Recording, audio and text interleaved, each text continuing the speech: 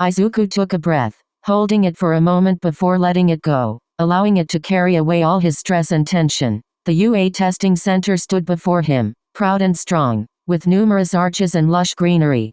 Other applicants stepped past him by the dozens onto the premises, some with obvious quirks and others who looked just as plain as him. Izuku's eye shifted, picking out a tired-looking Master Aizawa in one window looking down.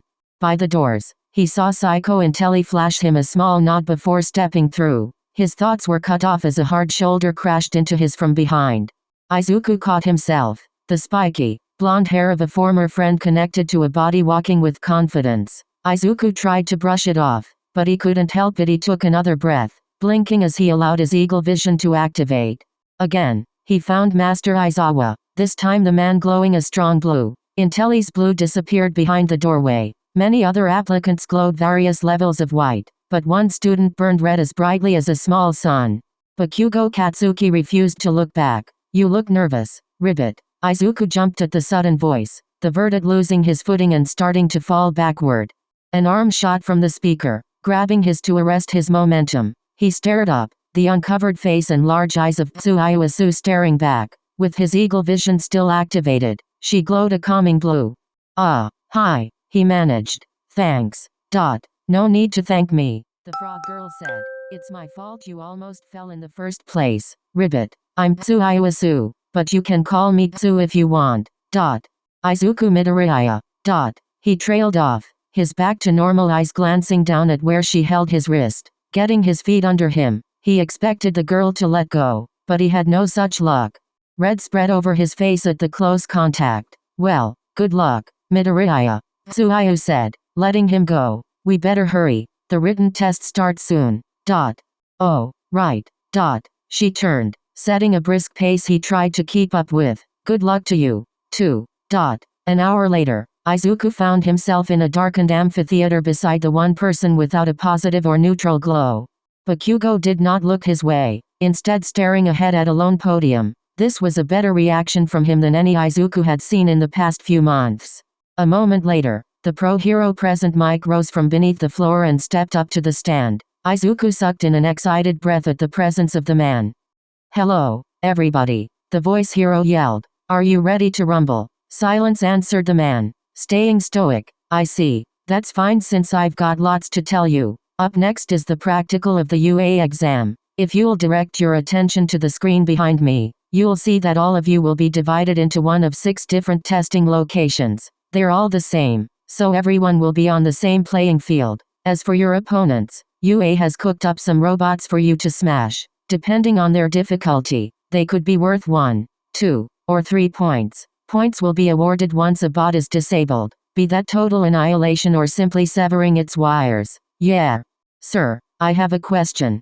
One examinee several rows down stood, his hand raised. What's up, listener? There seems to be an error in the handout we were given, the boy said. You have listed 3 separate point values, but the handout shows 4 silhouettes. If this is a mistake on the part of UA, I dare say that would not be a positive reflection on the esteemed reputation of this school. It ain't no misprint, present Mike told him. That last bot is actually worth 0 points, meaning it's not even worth your time to fight, but more like an obstacle to avoid. Thank you, sir. My apologies for the interruption. Don't you sweat it, listener. This is a place for all questions and answers. As for the rules of the test, there are 2 of them. First, score as many points as you can by taking out as many bots as you can. Second, any attacks on your fellow applicants will result in immediate disqualification. Other than that, you all can go wild, though we ask that you keep damage to the buildings as low as you can. The buses will leave as soon as you're ready. Izuku went to stand, only for a hand to grab his arm. It felt uncomfortably warm. You better not make it, Deku, Bakugo growled. It's a shame we'll be at different sites since I wanted to crush you myself. Still, this is my origin story and I won't let a stupid, no good, worthless, quirkless Deku like you take away its uniqueness. He let go, stomping away before Izuku could get a word in edgewise. What a jerk, Intelli commented from the row above. Izuku turned, surprised. Don't listen to that guy. It sounds like he's angry at everything. His truth is warped. With a wink left unseen in the darkness of the auditorium, until he bid Izuku good luck and made her way to her own testing grounds. That same nervousness from before welled in Izuku's gut, his hands slick with sweat. He tried to wipe it off on his pants, but that only made room for more to take its place. A moxity rose before both Izuku and all his fellow test-takers at Site B, thankfully this number not including Katsuki. His eyes, looking for motion to help calm his nerves as the silent buildings were not doing the job, scanned the crowd. He recognized the student that had asked the question of Present Mike, the boy wearing shorts that revealed the engines in his calves.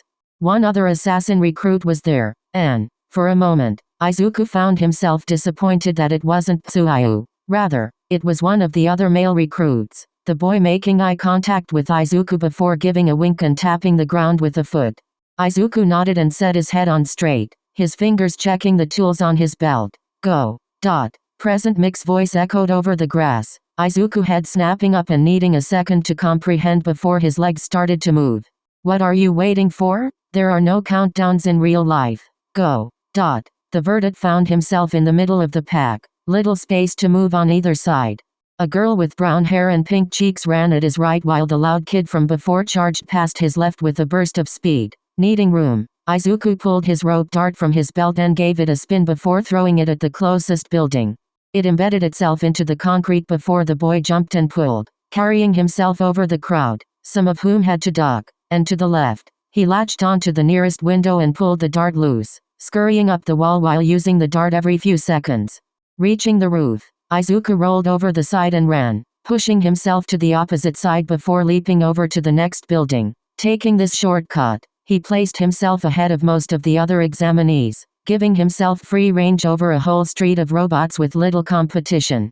Below, a trio of robots stood, 2 stamped with 1s and the last with a 2. Drawing his bow, Izuku jumped and let gravity carry him down. The hard steel of his bow dug into the jointed neck of the 2-pointer, Izuku spinning some of his momentum away before leveraging the end he held. The robot's head popped off with a, pop, sparks fizzling at the now loose ends of its wires. Target acquired, the other bot said, turning their metal fists toward the boy. He took a step back, his weapon extended behind him, and waited for the first move. The 1-pointer on his left threw a punch, Izuku sidestepping to the outside around it as his bow spun. He jammed it into the thing's shoulder, something crunching under the force. The other robot moved, placing itself where Izuku had been before throwing its own punch. The Verdant pulled, moving the first machine so it acted as a shield. The punch from the second robot crumpled its head, but Izuku did not take the time to survey his handiwork. He jumped, vaulting over the now unresponsive 1-pointer and threw his rope dart into the remaining one's camera. It let out a metallic screech as it lost visual, only for the sound to be cut off as Izuku hit it upside the head with enough force to knock its literal screws loose. 4 points down, the boy muttered, several other bots turning his way as more teens entered the street from various points. Who knows how many to go. Time turned into a blur as he faced foe after foe, periodically attacking a robot from behind if several were ganging up on another hero hopeful. Some of those he helped sent him curt thank yous or nods, others yelled at him for kill stealing, but Izuku ignored both, focusing on his task at hand. 2 minutes left, listeners, the voice of Present Mike shouted, several of those with few points stirring themselves into a frenzy. Despite this, most of the mechanical targets were little but scrap. Izuku had just dispatched a 3-pointer with a well-executed throw when the ground rumbled, a plume of dust covering an entire city block. He turned, the massive form of the 0-pointer rising over the buildings. What, he demanded to nobody. That thing is worth 0 points? No wonder Present Mike said to avoid it. Run away. A number of examinees yelled, said teams following their own advice and fleeing the scene. Izuku took a step back, weighing the pros of following in their example as he watched the massive treads of the 0-pointer crush working and broken robots alike under its bulk. Glass windows cracked under air pressure alone as it passed and each swing of its arms destroyed entire buildings. Help! A voice cried, Izuku's eyes coming to rest on the form of the brown-haired girl he'd run next to at the start of the test. One of her legs was trapped under rubble, the girl trying to reach it with her hand but falling just shy. She stared up at the machine coming her way with unabashed fear. Izuku's feet were moving before he decided to help. When his mind caught up to his body, he realized he had no plan and the time he did have to make one was quickly disappearing. deciding that having one step and then making it up as he went would be the best option. Despite how he knew Master Aizawa would call him reckless and stupid for such, Izuku rushed toward the girl. His rope dart spun, building momentum before he released it. Its end stabbed into the rubble, trapping the girl, said girl flinching at the sudden appearance. Izuku jumped, pulling himself forward like he had at the beginning of the test. He did not cover the entire distance. He would have needed his bracer's retractor for that, but he could not have explained having it should he have gotten caught. But the maneuver still cut his travel time. He was beside the girl in seconds, his bow already elongating. I'm gonna get you out, Izuku promised, shimmying the end of his weapon under the rubble. She stared at him, but he had no time to let the eyes of a pretty girl distract him. Sticking his knee out as a fulcrum, Izuku pushed, his metal bow straining against the weight of the broken concrete. Sweat beaded the vertex brow as man-made stone shifted. The girl seemed to realize what was happening. Quickly pulling her leg from under the rubble, she flinched. The foot twisted at an angle it should not have been. Izuku almost asked if she could run but decided that was a foolish question. Right now, the question was more of a choice, whether to run away or try to take out the giant machine. One would certainly be more impressive than the other. What's your quirk? Izuku asked. Zero gravity, the brunette answered. I can get rid of the gravity of whatever I touch with all 5 fingers. Perfect. He grinned, pointing to the largest mass of concrete on the street. Can you negate the weight of that piece of rubble? Not for long. Why? Izuku didn't answer, the girl squeaking as he scooped her into a princess carry. An almost mad glint shone in his eye as a plan that would be too obvious for an assassin to pull off presented itself to him. Certainly, this would get whatever Templar teachers were in the school to second-guess themselves if he brought suspicion later. Izuku carried her to the veritable boulder of material, setting her beside it. He nodded, wordlessly but wanting to repay him for his help. The brunette pressed her hand into the side of the concrete. It started to float, rising only a couple of inches. Whatever it is, do it fast, she begged, covering her mouth as her cheeks started to turn green. Izuku nodded, stabbing his rope dart into the concrete and pulling it away. He turned his eyes on the approaching zero-pointer, estimating its speed, density, and placement before he began spinning. The concrete followed him, turning in a circle until, having built up the right amount of speed, Izuku lashed the rope to remove the dart. The concrete flew, the eyes of nearly every examinee watching its arc toward the behemoth. The brunette pressed her hands together just before the concrete reached its ultimate destination, the massive slab slamming into the face of the zero-pointer. It crumpled like aluminum, gears, wires, and other mechanical whatsits folding in on each other until a single spark caused a chain reaction. Something inside exploded, triggering another and another running down the body of the machine. It fell backward, hitting the ground with an echoing crash. And that's time, baby. The voice of Present Mike shouted as if to punctuate and add to the cacophony. I sure hope you all are happy with your scores, 'cause that's all you're getting. Please return to grab your stuff. Results will be out to all of you in a week. Tension drained from Izuku's shoulders, his adrenaline spike receding to leave behind a burning ache in his muscles. That was awesome. The girl whose help he had solicited said, reminding Izuku that she was there. He turned, returning to her side while ignoring the new puddle of vomit that now smelled beside her. How's your leg? Broken, I think, she answered with a wince. Damn, that's gonna set me back even if I get in, not to mention the hospital bills. Well, my oh my, a woman's voice sighed, the pair turning to see a short woman with gray hair and a cane looking at them. You kids hurt yourselves more and more each year. I keep telling them to cut down the danger, but they just don't listen to me. Your recovery girl, the youthful heroine, Izuku blurted. That's me. Now, let's see what I can do about that broken ankle. Recovery girl knelt, puckering her lips before they extended to kiss the brunette's leg. A green glow surrounded her, her foot turning to set itself as the injury disappeared. The girl drooped a little. I fixed you up, but it sapped your energy. Go get some rest at home, okay? Do you need any help? She turned the last question to Izuku, the verdict shaking his head. No, ma'am. I've only got a few bruises. They'll be fine by tomorrow. Good. It's nice to see some of you aren't as foolhardy as others. Recovery girl turned, walking off toward the largest clump of teens. I guess that's okay to leave, the brunette chuckled. She stood, still a little wobbly, I hope to see you in class. Oh, why yeah, Izuku replied, wishing he had his hood so he could cover his face. He wasn't used to standing so close to a girl with nothing to do. Needing to extract himself, he ran. Had he taken the time to activate his eagle vision, he would have seen nearly every person in the vicinity shift to a pale blue. Gotta admit, Midnight began leaning back in her chair as she and the rest of the faculty watched the monitors of leaving teens. This year's batch was more impressive than last year's. I hope so, Aizawa grunted. Do you, though? The man known as Vlad King questioned. You had a lot of time to kill after expelling your last class. Aizawa ignored the hidden barb in his words with the ease of an actor. So, are there any students that caught your attention? Principal Nizu asked, his beady eyes sending a warning to the other first-year homeroom teacher through the darkness. I think it's safe to say we all saw that kid at Ground B. Rough. The dog-headed counselor Hound Dog barked. He beat a 0-pointer. After all, the only one this year.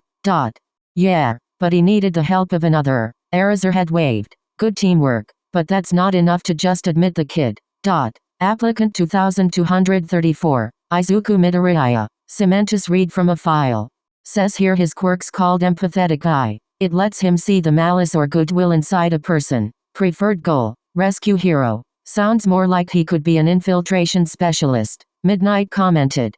Or a combat PI. What about the girl he helped? Ectoplasm asked. Cementus shifted through his files. Applicant 3562, Achako Eureka. Her quirk's called zero gravity, allowing her to negate the gravity of anything she touches with all 5 of her fingers. She also wants to be a rescue hero. I say they're in the running for our hero course. Nizu grinned. Anyone else? I've got several. Hound Dog began, the conversation lasting long into the evening as the teachers weighed the scores of each impressive applicant. Izuku, your letter. It's here. Your letter from UA. The young recruit jumped to his feet at the sound of his mother's voice, the boy dropping his quill as he rushed out of his room. She was standing in the hallway, an envelope with the wax seal of UA stamped over its fold. Gently taking the letter from her, Izuku stared at it, as if scared what it might contain. If it told him he was accepted, he will have taken the first step in fulfilling his oldest dream. If it rejected him, all his hopes of being a pro-hero would be crushed and he'd live his life as a vigilante, having to hide his real life from his mother. To be fair, he'd have to hide at least half of it anyway, or he could, try for the other hero schools. That, however, was not a thought in his mind. Still, this letter was a Schrodinger's paradox unopened. The boy neither accepted nor rejected. He needed an answer. Taking a knife from the kitchen, Izuku cut the top of the envelope. Inside lay both a folded paper and a small metal disc. Confused, he slid the disc into his hand. Several lights flashed across its surface, the boy dropping it on the counter for him and his mother to see. A hard light projection formed above the metal, the slumped form of a black-haired man appearing. Izuku bit his lip. Applicant 2234, Izuku Midoriya, Shota Aizawa said, his voice without emotion. You passed the written test with flying colors, but you must have known that the practical exam is what would make or break your chances. You scored 33 villain points with your weapons and wit. A respectable number for someone with a non-combat-oriented quirk, but that alone would not have earned you a spot in the coveted hero course. Izuku felt himself deflate a little, his mother sniffling beside him. Luckily for you, the projection of Aizawa continued, there was a hidden aspect of the test, one none of the applicants were told of. These are called rescue points and are given to students who show themselves helping others when given the chance and, most notably, at their own detriment. The hologram flashed and changed, images and clips of Izuku helping other teens appearing one after another before, ultimately, the combination he pulled off with the brunette girl to take down the 0-pointer. Imco gasped as the first explosion cued the image to pause. For your actions, a panel of judges has awarded you a total of 50 rescue points. Your actions also inspired others. Again, the hologram changed, this time shifting to a scene with the brunette talking to present Mike. Excuse me, she said. Do you remember the boy that helped me during the practical? He was about this tall, kind of messy hair and a lot of freckles? He really saved me. So, I want him to have some of my points. He wasted time saving me instead of scoring more when he could have. So I want to try to help him in any way I can. The video paused. shrinking to a corner of the screen as Aizawa reappeared. We didn't transfer any points, he said. We didn't need to. Not that we would have anyway. With 33 villain points and 50 rescue points, your total score comes to 83 points. Congratulations, Izuku Midoriya. You have earned a spot in the hero course. UA is now your hero academia, plus ultra. To the point and without any emotion, the hologram cut off there, turning itself off. Izuku sat there for a moment, shell-shocked, until Imco squealed. You did it. She squeaked, wrapping him in a hug. Tears flowed from her eyes, soaking into his shoulder. My baby boy is growing up. First you get a late quirk and now you're going off to become a hero. Oh, I'm so worried for you. What do we need to get you? How much will it cost? Oh, never mind that. Tonight, I'm making your favorite. Yeah. Izuku muttered, his mother letting go as she got dinner started. Absently, he reached forward, a single button push restarting the message. Slowly, he smiled. I did it. Well, Izuku heard Nekoi mutter as he slipped through the Dagaba portal. Wiping sand from his outfit, he turned to see her leaning against the wall. She pushed off, uncrossing her arms to reach forward and ruffle his hair. If it isn't our little dark horse. I heard you've been accepted into UA's hero course. That's quite the achievement. Nekoi-sensei. He whined, pushing her hands away. How did you know I got in? Just about everyone knows. The master assassin chuckled. Aizawa hasn't stopped complaining about what a success story you are. Complaining. Oh yeah. Nekoi laughed. He was so excited until Mentor told him he'll be training new recruits every year. I didn't even know he could smile and it's gone just like that. She snapped her fingers. Izuku worked out a chuckle at his teacher's misfortune, knowing that the only thing he wanted more than efficient work was no work at all. Come on, Nekoi insisted, sliding the door open. Let's get you to that meeting so everyone else can congratulate you. He did not need to wait until the meeting. Every assassin he'd met or trained with, and a few he hadn't, congratulating him on his walkover. Each and every one was smiling for him, for his hard work paying off. It was an elation he'd never felt before, ballooning inside him so thoroughly that he almost felt he could float. Too quickly, they came to the door of the changing room. This is where I gotta say goodbye, Nekoi said. I was putting off a mission to be the first one to see you, but I can't leave it be. I'll see you for training tomorrow. She pat him on the shoulder and turned, walking away. Izuku watched her go, silently thanking her for bringing him into the Brotherhood. He stepped into the changing room. He was the last to arrive at the meeting, though it looked like a couple of the other recruits had only just beaten him. No one was able to say anything before Master Aizawa clapped his hands. All but one of the other master assassins who had trained them arrayed behind him.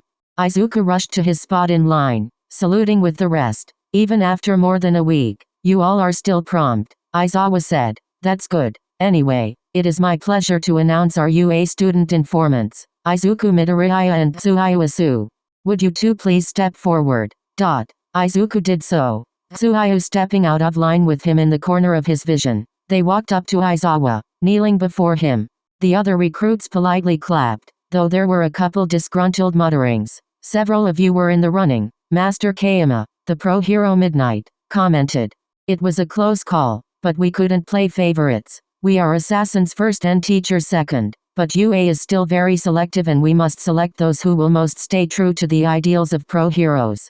We were lucky to not need to push boundaries to get two of you in, and any more would only result in the need to deny someone a chance after they earned it. In this case, recruits Midoriya and Asu simply trained harder and performed better. I hope you all follow in their examples. Thank you, Kayama. Master Aizawa nodded. Now then, the rest of you will continue your training for the coming exams for the other hero schools. Our teachers for each will be leading this training and you may go with whomever you wish. Still, he turned to the two recruits who had succeeded where the others failed. I want you to remember that your accomplishment, while outstanding, is not universally celebrated. Midoriya, Asu, in taking a place in the hero course, you have denied the runner-up their chance. For us, this is good. For you made it. For them, the opposite. Why? Because nothing is true, Ribbit, Asu answered quickly. The truth is subjective, and where one sees light, another sees darkness. Very good. Now the rest of you, we are wasting time. Get to training. Yes, Master. The other 8 recruits dispersed with their teachers, 3 of them lingering. Intelli stayed, but only long enough to give Izuku a pat on the shoulder before taking her leave with Master Kamihara. The last 2 shuffled for a moment. Master Aizawa. One asked. This one female with pink accents on her white robe. Where is Master Akaguro? He had to meet with a former apprentice. Aizawa answered. You are both to report to the mentor for training instructions. The recruits bowed, also taking their leave. Now alone, Aizawa turned his full attention on the new UA students. A soft smile graced his lips. I will have both of you in my class, he told them. I believe Nizu suspects I have trained you, Midoriya, yet I managed to argue for you for the same reason why I received you for training. Asu, you will also be in my class. That was simply luck of the draw. I look forward to seeing you both in 1A. I expect you to continue to bring honor to yourselves, the Brotherhood, and now to UA as well. He paused, a sigh passing his lips. Stop kneeling. It's bad for the knees. Anyway, do what you want. I need a nap. You made it, Tsuhayu said as Aizawa left. I knew you could do it, Ribbit. Thank you, Asu. I told you to call me Tsu. We've met on the outside now, so we can be familiar, Ribbit. I suppose so. I'm just not used to people wanting to be familiar with me. I usually say what's on my mind, Izuku. Tsuhayu said, the boy gaping at her casual use of his given name. You're easy to get along with and you're an assassin recruit like me, Ribbit. I was born into a family of assassins, so I like to talk about my struggles with others who can understand them. I was afraid I'd be unable to do that at UA, but knowing you will also be there is a weight off my shoulders. Thank you, Ribbit. I don't know what to say, Izuku confessed, one hand rubbing the back of his neck. I'm more used to being looked down on as the quirkless kid, so suddenly having so many people be happy for me, it's so out of my depth. This world is sink or swim, Izuku. If you need help staying afloat, I'm an excellent swimmer, Ribbit. Comes with the frog quirk. Though her mouth did not move, Izuku could see the joking smile in her eyes. He gave his own smile in response. One more thing. Go talk to Mentor. He'll help you pay for school supplies if you want help. Anyway, I need to get going, Ribbit. I promised to help my siblings with their training now that I'm accepted to UA. I'll see you around. Izuku stood there as the frog girl stepped around him, exiting the room and leaving him alone. He bounced on the balls of his feet, excited energy welling up as he reminded himself, again, that he'd made it into UA. Maybe Keeper Sensei could help him celebrate with a new course? He could stand for a challenge.